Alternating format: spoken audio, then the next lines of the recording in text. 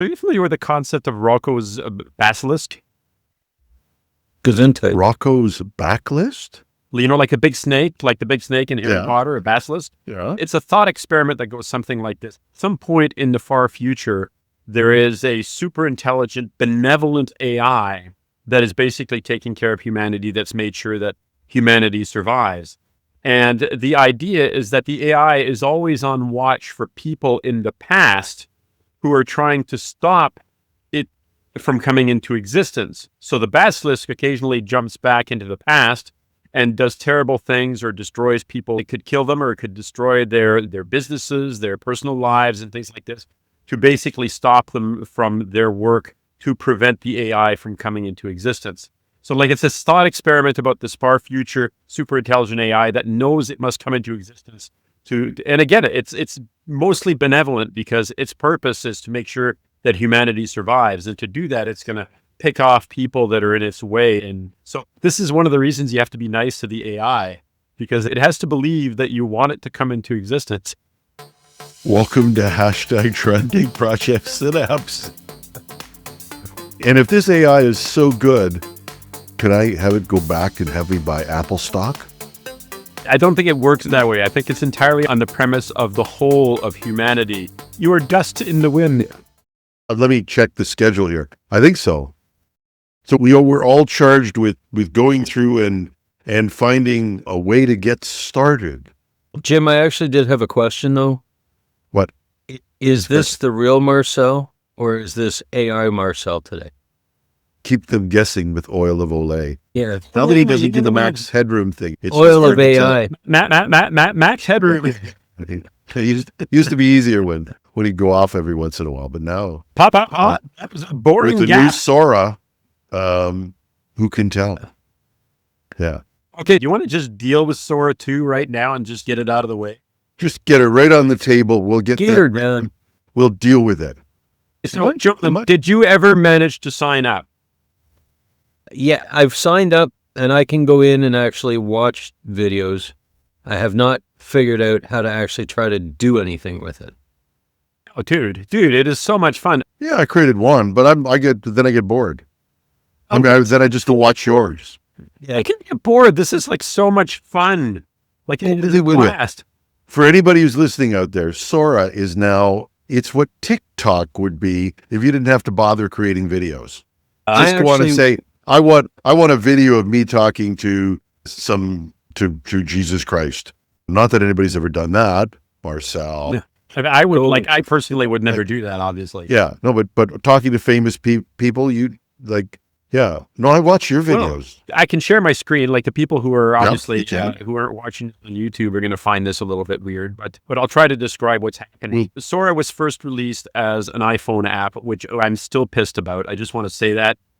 I'm still pissed. Anyway, there should be an Android app as well. But what I did was I borrowed my son's iPad and I was given an invite code because it is invitation only at the moment. Yep. And if you think about it, it's kind of like TikTok, where you watch these little videos and you just keep swiping them up and you can like videos and you can leave comments and so forth. So what OpenAI decided to do was create effectively a social network built around their new Sora incarnation. Now, they took a lot of flack for Sora. I mean, when Sora came out at first, it was, oh, this is really cool. There were some demonstration videos that looked amazing. And then it quickly fell way below what anybody else was doing, and it stopped being interesting. And almost a year passed without anything happening in the Sora world. And then they decided to release Sora 2 as effectively a TikTok, so to speak. Now, the way that it works is you invite friends, because at the moment it's invitation only. So you will get a few codes when you sign up. Everybody, I think, gets 4 codes.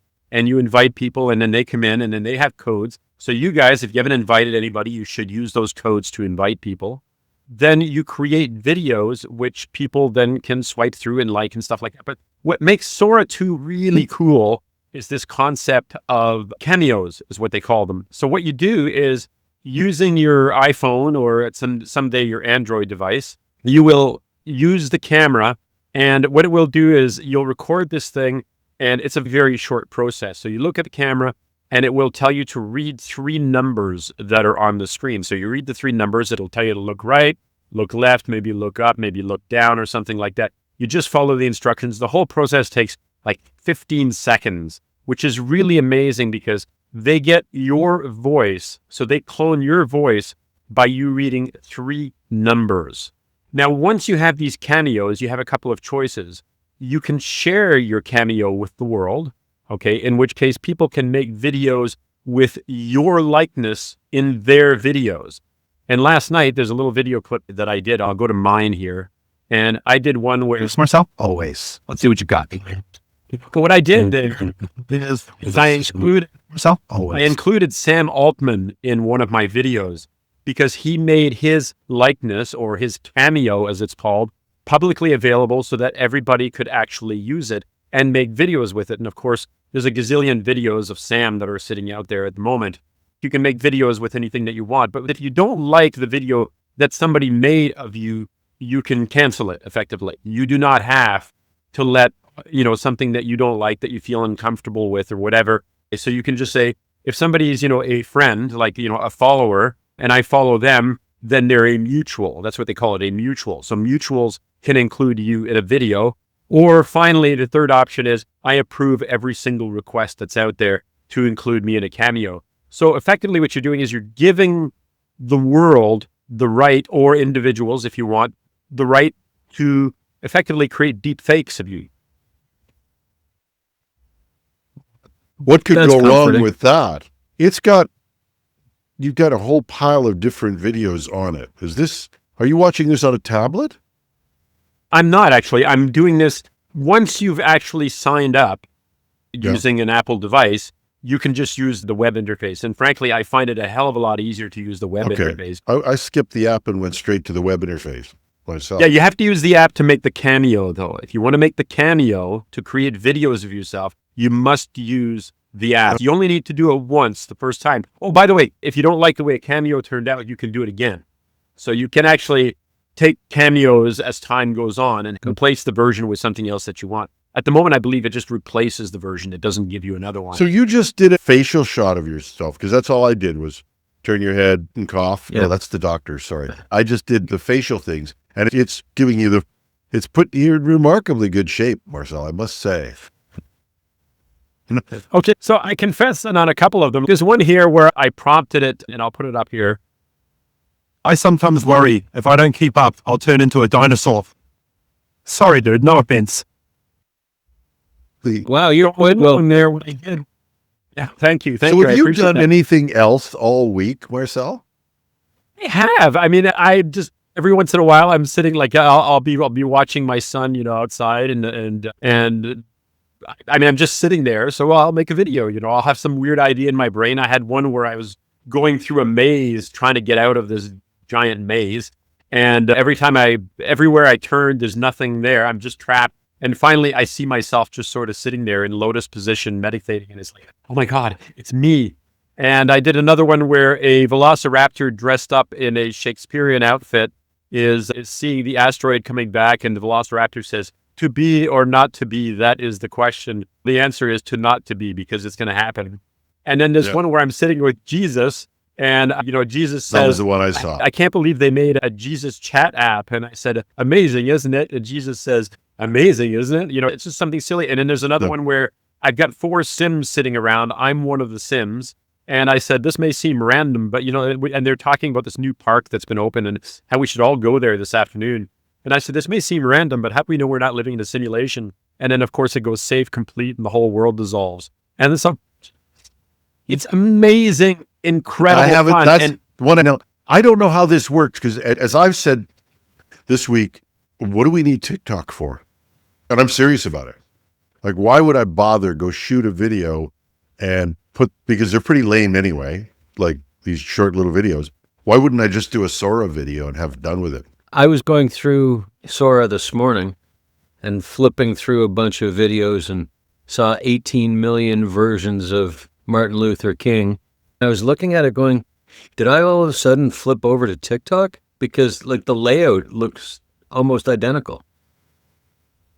It does, but first of all, there's going to be a lot of crap. And I mean, you can call this one AI slop if you want. Oh, and there's God. Well, precisely. As weird as it sounds, I think that this is a step above anything that's happening in something like TikTok. First of all, There's already 1 million freaking downloads. 1 million people have signed up for this already on Apple. And of course, there are people like me who aren't using Apple, who got an invite code, borrowed an Apple device and got themselves on and started doing stuff. And what I think is really, really cool about this, yes, there are people first of all, you can remix as well.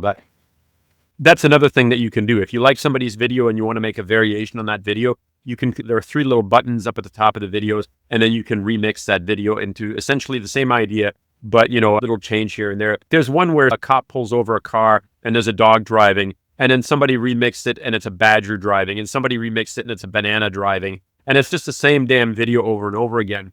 But there's some really honest to God, creative, beautiful stuff that people have come up with. And I think if people start thinking of it as a storytelling platform, I think it will go well beyond just, first of all, there's a lot of just mindless crap out there, but there are some things that people have done that are downright creative. They've actually imagined a scene in their head, and they've imagined, in the 10 seconds that you've got, a little tiny story to tell. Like the one with Jesus, like I saw an app on the App Store, and it was Talk to Jesus. It was basically a ChatGPT behind it, creating a persona, and you could talk to Jesus, and he answers your question and quotes Bible verses. And just for fun, I actually downloaded it and I installed it, and I told it that I wanted to make a balsamic vinaigrette and could it give me the ingredients for it. And then, of course, it immediately switched into ChatGPT mode. And okay, we'll go there in a second. But let's stick with this idea of creativity. I kept getting your videos. Now, either because there's 1 million, and I want to stress this with everybody listening, this went to 1 million users faster than ChatGPT, which had the record already, substantially better than anything else in history. And it did it on an invite basis. Like I had to get the code from Marcel because obviously Marcel is supporting ChatGPT and AI industry. So he gets the codes right away. The only thing I've ever beat you to in getting Perplexity, I pulled reporter card and said, I had this podcast. Got to get a copy through the prep. Yeah. I got a scoop for you, boss. I was picking up all your videos. Now, if they start to build this sort of relationships where I can choose who I see and that sort of thing, I think you do have a TikTok challenger here, especially now that it's owned by a bunch of old farts, including Larry Ellison, who wants to have, I can't believe kids are going to stay with TikTok if they actually figure out that the guy who owns it is the guy who proposed that we should be able to monitor everything you do just to keep you in line. Yeah.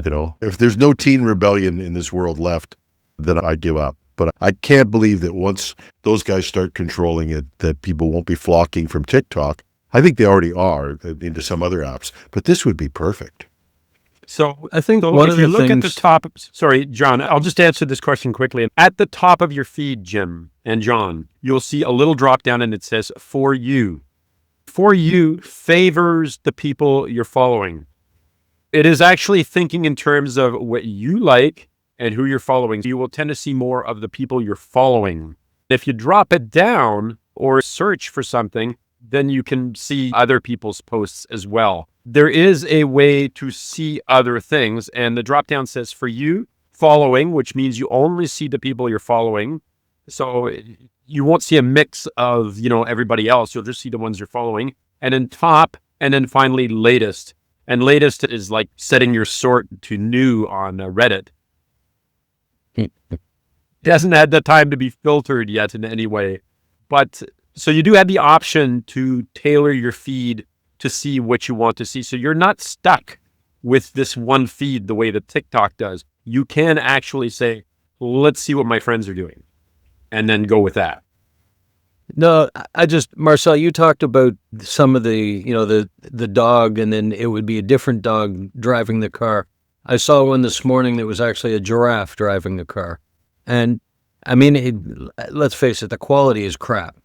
But I think, to me, it's a tool, and the more creative the person using the tool is, the better the videos are going to be. Yes. So it would be like me trying to paint a picture versus my brother-in-law who's an artist. That it's going to be dramatically different. I think it's going to improve so that anybody can create real art. But right now, I think it requires some creative skills to be able to do that.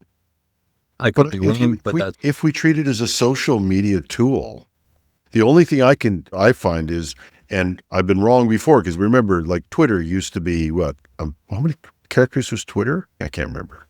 It wasn't very many. That's terrible. I should know that. But you would have just a limited number, and how anybody thought they could ever do anything, everybody had adapted to it. And now that it's 240 or something like that, I can't remember. But because I don't use X at all anymore at all, that period. But the whole point was we all got disciplined about being able to do incredibly creative things in a very short period of time. And the question from my mind will be, are they going to expand this beyond 10 seconds? If not, will the world adapt to a 10-second message? And based on history, the answer would be yes. So I think people are going to learn to adapt to it, but I can also say, imagine how incredible it will be if it gives you the ability to create a 30-second or a 60-second video, that it'll just explode. Yesterday on Dev Day, was it yesterday or the day before? It was the day before. Anyway, on Dev Day, OpenAI announced that Sora 2 was available through an API now. And this is interesting because it does a few things. First of all, you'll notice that when you look at these videos, there's this little watermark that dances around each of the videos to let you know that you're watching this AI-generated video. So you see that, but if you wanted to get the watermark off, of course, you can then put it through another AI and say, remove the watermark, blah, blah, blah. Or if you wanted to just use it outside the platform, you wanted to take advantage of the fact that Sora 2 has incredible prompt, like it has great prompt following. It speaks ridiculously well. It does really great with voices. It does really great with people's likenesses. If you wanted to use the fact that that technology is out there somewhere else, there are tools like HeyGen, which I showed off, was it last week or 2 weeks ago? HeyGen has Sora 2 available on the back end, and you can create videos that are 3 minutes long. So you can create 3-minute long videos using an avatar and the technology behind Sora 2. So Higgsfield does it as well. I believe that OpenArt and FreePic also have it available at this moment. I don't know how many of the other multimedia aggregator design type companies that offer you all these things under one roof. I don't know how many others have it, but the fact that you can now create videos using that tool and that technology, it's just not in the social media app at that point. But you can take advantage of that advanced technology to create like a user-generated advertising videos, for instance, UGC stuff. It's pretty damn impressive. I'll have to play with it, but you're saying you can use, I know OpenAI made it available via the API, but if you can go to 3 minutes, now we're talking about a heavy creative tool that really blows the doors off everything else right now. Yeah. Without question. I want to go back to this idea of, can this be because this is, Sam Altman's world domination plans are showing. Absolutely. And it's this whole idea of, could I replace TikTok? I think they're trying to. And then can I build an operating system where, and going back to Dev Day, and by the way, Dev Day was Monday. This is how fast your week is moving. Yeah. But can I go back and can I now incorporate apps within OpenAI? I mean, I was supposed to, we all took a task away. We were going to go back and say how you got started with this. And then Dev Day happened and it was like, like this just exploded again. And I think we're down to a battle of two giants here. Like it seems weird, but everything that I'm watching seems to, like, I know that Claude released 4.5, blah, blah, blah. I know they did, and I know that it's impressive for coding, etc. Lovely, wonderful. But in the end, what are we watching? We're watching OpenAI and we're watching Google. Yep. That's it. That's what we're watching. That's the thriller in Manila. That's the Duke amount. No, this is, sorry, if anybody's not really old, just ask ChatGPT about that. It's quite interesting. But this is the battle. Don't rule Claude out. And the reason you don't rule Claude out is because they're quiet. They have 300,000 customers. I know. They just got Deloitte worldwide and trying to build a name for accuracy and trust in the business. But it has 500 million weekly users. 500 million people use OpenAI right now. 800 now. 800 million. Yeah. We're creeping up on what? That's what I mean by, I just got that from Sam Altman this morning and watching the Dev Day thing again. I'm going, what? Anyway, who knows? I think it's hundreds and hundreds of millions. I've talked to a bunch of people over the last couple of weeks about how they're using AI and what they're using it for. And invariably, anybody that talks about doing development talks about using Claude. I agree that I think you're going to end up with OpenAI and you're going to end up with Google as the two main players. And then you're going to have a bunch of niche apps like Claude that, and I agree with you, Jim. I like using Claude for certain things. I like using ChatGPT for certain things. But I think Claude seems to be the big winner as far as developers. You know what Claude is? Claude is Apple in 1992. And it used to, only now you're not a serious graphic artist. If you're a serious coder, you go to Claude because I'm a serious coder. I use Claude. Everybody else goes to OpenAI or to Gemini. But the reality is that what happened to Apple, and maybe there'll be a Steve Jobs moment in 15 years or 15 weeks, whatever it is in AI years. But until then, Altman, and I wouldn't count Google out. That we have to talk about some stuff. Google owns the vast majority of the web right now. Of course you're not. Yeah. And they have made it available. They've done some great things in integration. But going back to Altman, what they've done, this ability to build apps and agents within OpenAI, even at a level, and I'm going to do some stuff on the weekend because I haven't had time this week to play around. And that's the thing. You get guys my age who, I can't spend 8 hours anymore. I have other things to do with my time. Well, you run through 3 podcasts, 4 podcasts? I keep myself busy. I can't imagine most other people who are retired in my world could be sitting there creating all kinds of things. I'm working on a new book, actually, and it's called A Company of One. And I took a break from fiction. I'm actually going to finish this book, A Company of One. I've given myself 6 weeks to do it. And to be like totally brutally honest about this, I'm working with a couple of professors, one from Waterloo and one from Humber. So we have some serious, thoughtful people behind it.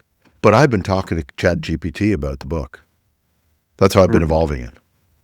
And so I'm working on this book. I haven't had a lot of time to code.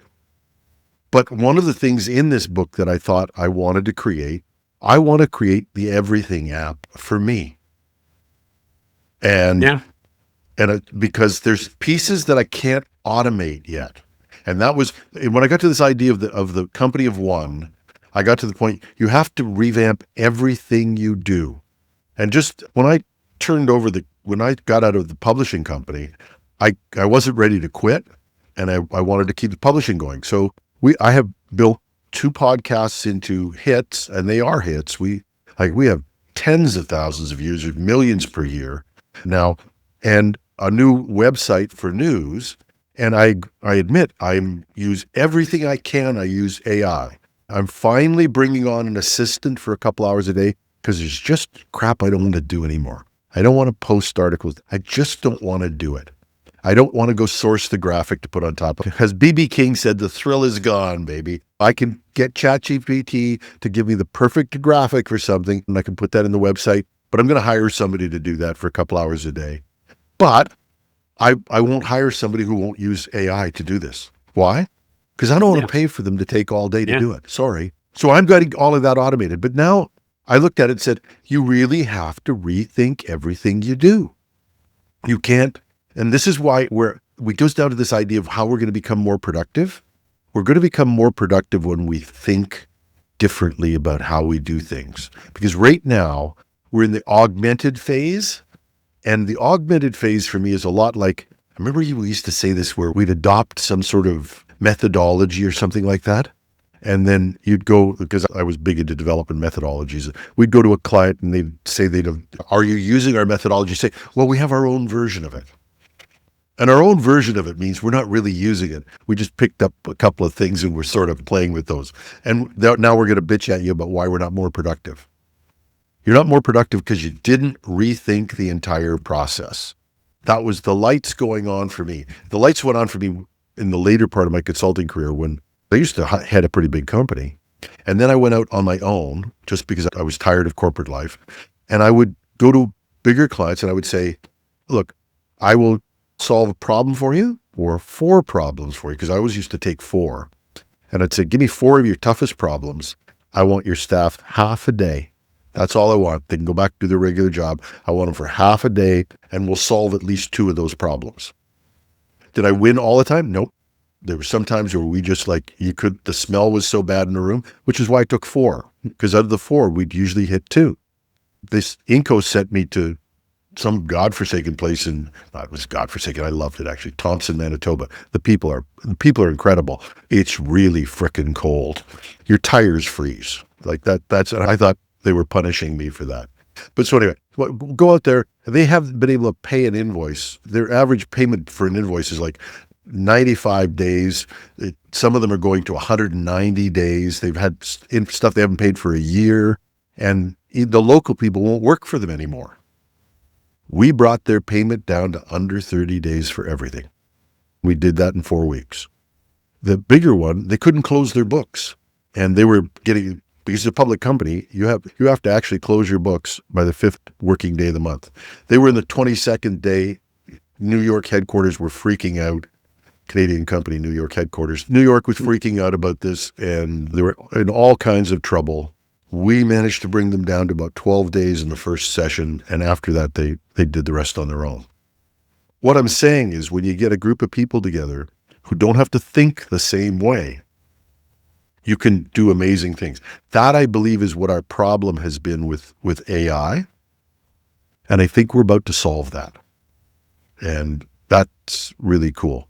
If we do that, because we went through this thing with MIT, the MIT report, only 5% of people are getting benefits. BS. I did 3 stories last week where people were talking about the amount of time they'd saved in marketing alone. The thing is, we're not reporting this, and that's the final piece. I'll get off my soapbox after this. But the idea is, if you can totally revamp your processes and use these tools to their fullest, you can save a hell of a lot of time. Okay, so take a look in your chat. I will paste it there. And I pasted this in the Project Synapse Discord a couple of days ago, or maybe it was just yesterday. And Google released 1,000 businesses that are using AI in there. It's called 1001 AI use cases from Google Cloud customers. Real world Gen AI use cases from the world's leading organization. 1,001 of them, which they put on a website, which you can just take a look at. Like I said, I pasted it in the Discord. So, anybody who's listening or watching, go to our Discord and then you can either download it or take a look through this thing. But it's pretty damn impressive to address your only 5%. Trial and error is a normal thing in business. And I guarantee you that 5% is actually probably a really good return rate on things that you try and things that are successful. So yeah, I wouldn't knock that one too much. Okay, another good reason why people should go into the Discord as well. If you'd gone to our Discord, if you're listening out there, you too could have had your week wasted with Sora too, watching Marcel talk to deities. But you would have been in on the earliest piece of this. And that was, and I never replied to anything because I'm always too busy doing something. But I went and got my code from there. So if you're not in the Discord, if you're not in a Discord, get there, because you'll pick up all this cool stuff from Marcel, if nothing else. And anyway, that's now back to our regularly scheduled programming. Do we want to go back do we want to try to go back on point to OpenAI and what was our point forward this week? The point was, okay, so Mr. Cotta. I don't know if you've tried this, okay? But one of the really cool things is this whole apps thing, okay? The ChatGPT apps, just to sort of put a little bit of an extra bit on here, they are creating native hooks into a lot of popular applications like DoorDash and Spotify and Shopify, like people who are running online stores, Expedia, if you wanted to book a trip, OpenTable, things like this. And what you can do, the idea is that when you're inside ChatGPT asking questions, you can reference these things. And of course, I had not logged into, I don't use Spotify. Spotify isn't my thing, but let me just open the window very, very briefly here so that you can see what's happening there. I'll share my screen one more time. I tend to use Google Music. So I've got a YouTube Music. I've got the YouTube Premium stuff. So I use YouTube Music. What you can do is you can reference Spotify. And then you can say, in this case, I said, I want you to create a playlist for Venus, the goddess of love, or any other historical incarnations of the goddess of love are mentioned or is the subject of the song. And I want you to populate my Shopify playlist with this stuff. And of course, it just creates 12 songs for a playlist. Would you like me to build and save this playlist? So at this point, I would just say, yes, please. And it goes off and it creates this playlist and then it inserts it into my Spotify. And if you watch the screen there, see, it just created the playlist and populated it. And now it's available inside my Spotify premium account. So this is the sort of thing that you can do with it. The idea is that it actually goes out and it interacts with the website the way that you would. So you can think of it as an agent, but it's more of a hook that actually knows how to use a commercial entity, whether it's a Shopify store or whether it's Expedia or something like that. And what's really, really cool about this is then you can follow up with questions. You can say, oh, I'd like to add this, or I'd like to do that. And you can see at the bottom, it says, blending mythological references with love's romantic tracks like Bjork's Venus is a Boy and stuff like this. In other words, I can insert some of these things. Would you like me to update the playlist? And something that you wouldn't be able to do if you actually just went to the site is be able to have this back and forth conversation with, in this case, Spotify. This is part of the world domination thing where not only, and I'm sure that John would love this because basically you're turning over your entire life and online experience to ChatGPT. They will own everything. Well, there's that. Yeah. Besides that, but let's go back to this. Now, I didn't do something with as many pragmatic results as you. I went to Canva. And I don't know if anybody follows our conversation, but we did this big thing when we were talking about how to use ChatGPT in your business. And one of the things that I pointed out, when you talk about doing things differently, my friend's got a restaurant. You want to have a special menu that week, 3 specials on it, or just that afternoon. You want to print them up, put them on the table. Now, you could spend all night with Canva and learn how to do all of this sort of stuff, print them up, get them done on your printer, your whole evening shot, and we bring them into the next day and you go, shit, I spelled the name of the hotel wrong. And then you go back and you work for another hour and a half and you get them somehow printed on your color printer and bring them in. Or you could go into ChatGPT, as I did, and say, prepare this for me. And then I got to this barrier, which is a classic barrier, where we took it to so far and then I can't do any more with it. Why? There's just a limit to how much conversation you can achieve. So this morning, when I was getting ready for the show, I had to do the menu again. Type. Took me, I don't know, minute and a half, put the whole menu together. It popped four menus up on my screen saying, which one do you like? And then I said, well, link with Canva and make these up for me. It does. It gives me the samples. Now you get to that last yard and conversationally, I couldn't figure out how to do it. I'll go back. I probably could get something together. If I'm taking more than 15 minutes to learn something, I might actually be able to find some ways around things. I could go to Canva, but I don't know how to use Canva. I've started to learn it. I hate it. I don't want to use it. And then it says, well, go ahead. I'll walk you through it step by step. Which is how I do everything now. Why bother spending 3 hours trying to master something when I could open one browser with ChatGPT and say, I'm using this new program. Can you walk me through how to do this? And it will, and I swear, the problem I always have with any online instructions is they're never right. So you get these things that Google's famous for this. Just go to here and find this thing on the screen. It's nowhere to be found. Yeah. And now, at least I get there quickly, and I can at least ask somebody, something, whatever, to say, is there another way to do this? Because it's not working this way. And is it perfect? No, because the problem is that people don't update the instructions. But we're going to get to the point where it's integrated with the app, like it is with Canva. And I guess it's reading Canva's help text. I don't know, but it knows how to operate it. And that, even for that last yard, that last few things that you get to, we always get to that point where I can do a lot with a tool and then I get stalled because I can't do the last thing I need, I needed to put a banner on this thing in a new way, and I wanted to change the look of it. Well, it taught me how to do that in Canva. 15 minutes. Like I still keep asking myself, how are you not saving time? It almost eliminates that whole old style way of, oh, I want to learn how to use Canva, so I've got to go on to YouTube or somewhere and watch a bunch of training videos to figure out how to do this.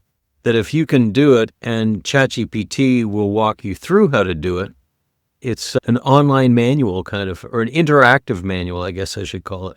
It's like having your own coach sitting there in the background. And this is what I'm getting at in terms of, we keep coming back to it. Well, you're going to pass all your data into it. It's going to make mistakes. And I'm focusing on the stuff it does well. If it makes a mistake in how I put the banner in Canva, well, big effing deal. I'll ask it again, or if it gets stalled, and it does, I don't know, you guys must have hit this. You'll be going, well, I know you have in development, Marcel, where you'll be doing something and it makes a mistake and it just can't get past it.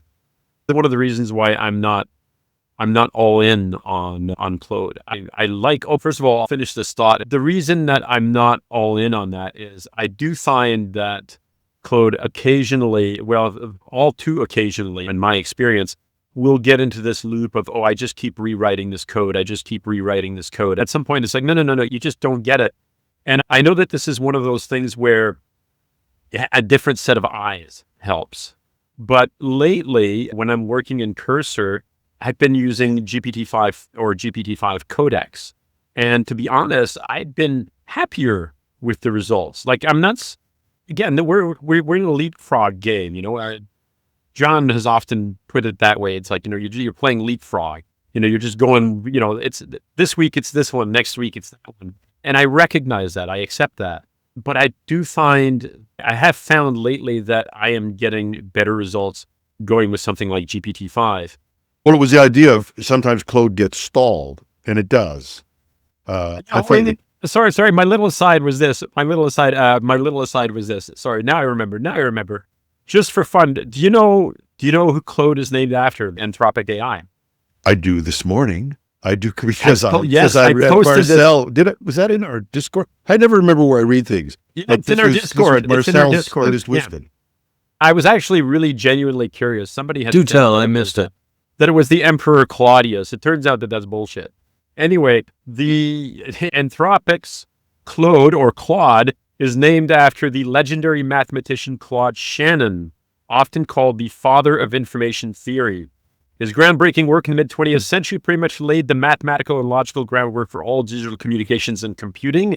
And yes, that includes the AIs we're using today. You know how we call the fundamental chunk of data a bit? He's the guy that came up with that. Fun fact. We call you Claude, eh? Yeah, that's Canadian. No, sorry. No, but yeah, exactly. But he's from Michigan. So he's actually born in Michigan. And I watched several videos with him, and he's always called Claude Shannon. They always refer to him as Claude. So what you're saying is he got his name wrong. Awful thing that they did in the U.S., the part of the U.S. where French people moved down there. It's the same thing. You'll find, you'll find people with these names, and you'll go to the Rideau Tavern, but it's the Ride Out. So I'm torn. And you find him in the foyer. I'm torn. On one hand, I hate the sound of Claude. Claude sounds like something that you're trying to scrape off your shoe. It's what it sounds like to me. But on the other hand, it's like, well, if I'm trying to be respectful of the origins of where the name came from, I have this internal battle going on in my head. Anyway, I'm being respectful in the same way as my fellow in Louisiana would do. I'm trying to be respectful to the origination of this person, which inevitably came out of Canadian francophones. Inevitably. This guy's family came from Canada. Yes, vive le Canada. Yeah. Yep. Yeah. No, I didn't. So I'm sticking with Claude. I'm all right. I'm with you. We can move on. Sorry, John, you were going to say something, and I've forgotten now. Okay. We have. That was weeks ago now. This is last episode. At some point we're going to have to do this, the simple thing, how you get this stuff. But I'm going to show my screen. I wanted to put an outline to this together and say, if you're not using ChatGPT all the time, or maybe you are, maybe you just call on it occasionally, you do a few things. What should you be looking for and what should you be doing? And we spent a fair bit amount of time on Sora, but I think the idea of graphics and video is, don't dismiss that. It's going to be an interesting part. But just for your daily working life, go on in the morning and you'll find out that you can ask ChatGPT to put together your schedule from what it knows about you. You can get it to plan your day. You can ask it questions because it remembers every encounter it has with you. It has now assembled a whole pile of things it knows about me. You can easily integrate it today with your email and with your calendar if you like. I tend to use Gemini more for that sort of thing because it's already plugged in. But you can go in and ask it to check your email or check your calendar and do all of those sorts of things. I'd be a little cautious about that, and I'll talk about that because the whole idea of being able to spoof an AI with prompt injection is a really serious thing. So don't be doing this with your corporate email for sure. And if you are going to do this with an email and you want to play with it, my suggestion is set up a Gmail where you're never going to get any bank information, you're never going to get any other information, and you're going to store there for now to play with it. One day we'll get through the security. So I just want to put that in as a security thing. Don't be putting this on your home email where your bank sends you if your bank sends you that code that they're going to give you so you can get back onto your bank. Don't be doing that. I love the idea of some of these integrations and so on, but I'm with you, Jim, that I'd love to be able to go summarize my emails. What emails did I get today? What do I need to focus on? But I'm not tying ChatGPT or Gemini or any of those into my email, either personal or work at this point. Not yet. We'll get there. But yes. But you can tie it into a whole pile of other things. Yep. Shared documents, things like that. So you can put it into your documents, but you can talk about those. But I can now get it to plan my day. And most importantly, is to start a conversation with it. Because you can work your way through. Let the AI teach you how to use the AI. So here's a couple of things that I've used. Learning, get it to teach you anything. And now some of these integrations, like I said, integration with Canva, I forget, there's a number of things. Spotify, you did a cool Spotify thing, but being able to integrate with apps and be able to walk you through, the integration with Canva is actually pretty good because it solves that last mile problem that I have for graphics because I just refuse to learn how to use these things. And so now you can do that. But the other pieces that I've found, I think this is probably the best way to proceed through this, is to do this conversationally, to start asking how you do things, what you do. And I've found it just amazing in terms of the things that I've been able to dip into and learn and the degree of accuracy that you can get from it. And so I'm curious about the two of you both. I'm the Android guy here, and you guys have both got iPhones. What do you guys use on your? Because most people, I would dare say, interact with their AI using a phone. Okay, so what do you guys do? I use both. I will type on my computer, both work and home. I use my phone a lot. Typically, though, one of the things that I've been doing a lot lately is that you guys have gotten me into conversational interaction with ChatGPT, and I use it as a companion while I'm driving to the cottage, that I'll have a conversation about life events with ChatGPT. But I'm also, and I've had a conversation with Jim about this, that I have thoughts about writing a book. And so I have been... It's a trap. Yeah, I know. I've been conversing with ChatGPT on multiple occasions while I'm driving to talk about ideas for book content, book titles, all of these things, and kind of helping me to build out what the content would look like. What app are you using to do this? What's your choice there? ChatGPT. Do you have other apps other than ChatGPT on your phone? I do. I have Gemini, I have Claude GPT, I have Microsoft 365 Copilot, Ooh, I have of course, Claude, yes. I have Gemini, I have DeepSeek, which I love, but I'm afraid to use it just because where the data is stored. I get it. I have Grok, but I don't use it. I have Perplexity. The two tools that I use the most are ChatGPT and Perplexity. Which ones of these services do you pay for? Do you have a subscription to? ChatGPT. And what about, like you said, you had Copilot 365. Is that tied into your work account at all? I have two. I have one that's tied into my work, which is on my work phone. And then I have, because it has to be tied in through through the enterprise. And then I have a standard Copilot license on my personal phone.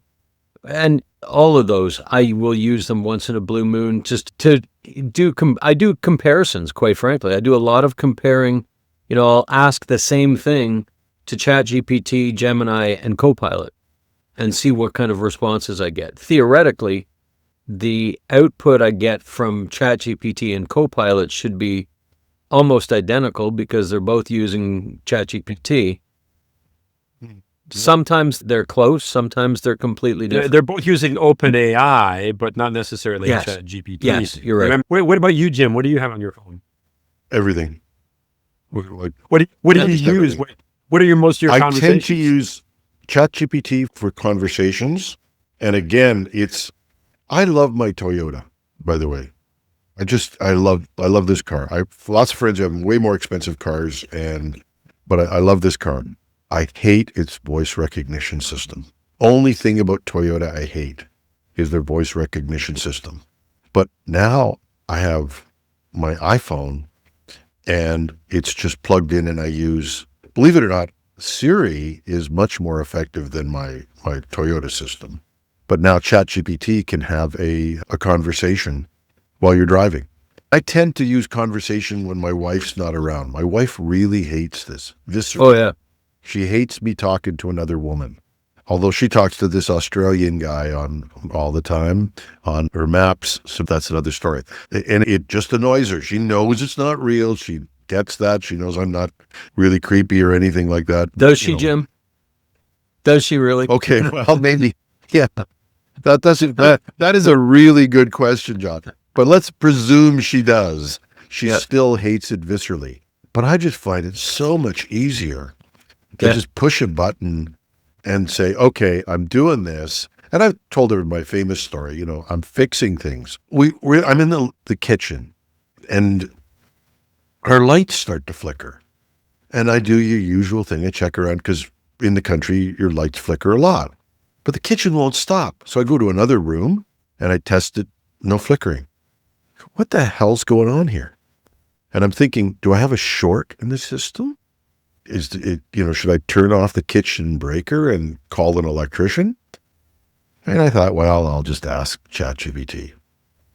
The dimmers that you have when you have these new dimmable LEDs, the dimmers are really flaky, she says. Yes. Tiny window there. Yep. Yeah. Start there, because probably what's happened is a lot of these dimmer switches go on you. I call it a she, but ChatGPT is a lot more articulate than I am. So I go and get a new dimmer switch, put it in. Bob's your uncle. I'm just saying that, and I've fixed this thing. This happens to me all the time. When I was still CIO of a company, our director of IT used to say, for all his staff, if they hit a problem and they were having a problem, have you asked Dr. Google? And have you Googled it? Because you could find out a lot of things just by Googling them. It's just so much easier. And so I work conversationally through it, and that's been my whole thing. But now I'm starting to really work on things interactively, and you find it becomes sort of seamlessly part of your life. You load up a document, you ask its opinion of it, and I just find that I'm saving all kinds of time. And that's most of the stuff that I'm doing now with pictures, although I use Grok a lot because I love the creativity of its pictures, and it's still free. So I don't know if I'll pay Elon for it, but right now I can go in and get really great pictures. Although ChatGPT's come a long way really fast. And that's interesting. Like, it's caught up a lot. And so I'm using that for a lot of pictures. I still go to Gemini to edit, though, because nobody's got that hold it in place, don't change anything but this in the same way that Gemini has. Well, in the case of ChatGPT, you have to be very specific. But yes, the whole nano banana thing is very good. But you guys are making the point that Jim, you were asking about as far as how people use these things. And I think that the primary way to do this, we said this before. I mean, John, how much is like a basic pro Copilot subscription per month? $42 Canadian. I think it's 30 US, which converts to 42 Canadian. Wow. Okay. So ChatGPT, your basic ChatGPT subscription is $20 a month for the Plus subscription. It is $20. Yeah. Well, yeah, it's US. Yeah, of course. And of course, it's basically the same thing for Gemini, although Gemini, you can get Gemini rolled in to if you've got like Google One plans and so forth. Like we use Google One because it ties into Premium and a whole bunch of other things wrapped up in it. I have Apple One storage. You should try that. But the point I'm making, though, is that the entry point, I think, for everyone who's listening out there who wants to know where to start on this is ChatGPT. Okay. And John, you can tell me whether you think that it's worth them doing the Copilot thing, but I think ChatGPT or Gemini at this moment, I think are the conversational winners, for just having a conversation with it. And both of these allow you to download an app, and it doesn't matter whether you're using Android or an iPhone, you can use it free. And I believe the voice mode is free in all of them. There may be limits to how long you can talk. Both of them will also give you a scaled down version of their frontier model, of the highest end model. So that's a really good entry point. Doesn't cost you anything. If you find that this is something that you use on a regular basis, or you're using it so much that you are hitting limits of one form or another, then at that point, you're talking that $20 a month US to use these things. But I think to make it as simple as possible for people, I know there's more than two out there, okay? But the entry point, if you've never done this, if you're starting from scratch, the entry point should either be ChatGPT or Gemini. If you have an Android phone, Gemini is basically integrated. And even if you've got a home setup, especially if you're going to go from Windows 10 to 11, we did a story on this. If you want to do a budget thing on this, I'd just go to most of the Google apps, Docs, spreadsheets, all of that stuff, embed it in a browser, do them anywhere, get a Google One account, and you get all of these tools with it. And they're integrated. And this is the first tipping point for me to say, because I don't use Microsoft Office anymore. I'm not going to pay them the money per month and all of that, and then have to pay for their stupid AI tool, which is the AI tool I'm already paying for. And so I've just made the full shift over to Google. I can use offline docs too. I can't understand why I would bother paying Microsoft. And this is probably why I don't get sponsorship from some companies. I am planning on getting a Google One account, even though I am a Microsoft guy, but I am going to get a Google One account because of the fact that I love the integration that's available within Google. Marcel, you'd asked or talked before about, why would somebody use Microsoft versus ChatGPT or whatever? To me, the big benefit for a Copilot license is the integration with the Microsoft suite. If you're using the Microsoft suite, Copilot's a good choice. I will say, though, it's not as feature-rich as a lot of the other players. I find it clunky, even the stuff I played with, but it may be better if you're paying full text. But if you have a small business, and this is what I talked about, this company of one. Yep. Now, I went out for my last company, and we actually went out and got somebody to get Google Office suites and tools and all that sort of stuff. I forget what they call it, because we had our own email run through there and all of that sort of stuff. And we went to a partner. When I started the company of one, I went and got a Google account. It cost me $25 a month. I have my own URL, have my own email, integrated with all the Google tools. And everything I'm getting now, I'm getting on this one account that I'm paying like $25 a month for our Google Pro accounts that we have. I'll never do that again. Even if I was a small business, because I can just add people to this one, and I don't need to pay anybody. I don't need anybody interfering with it.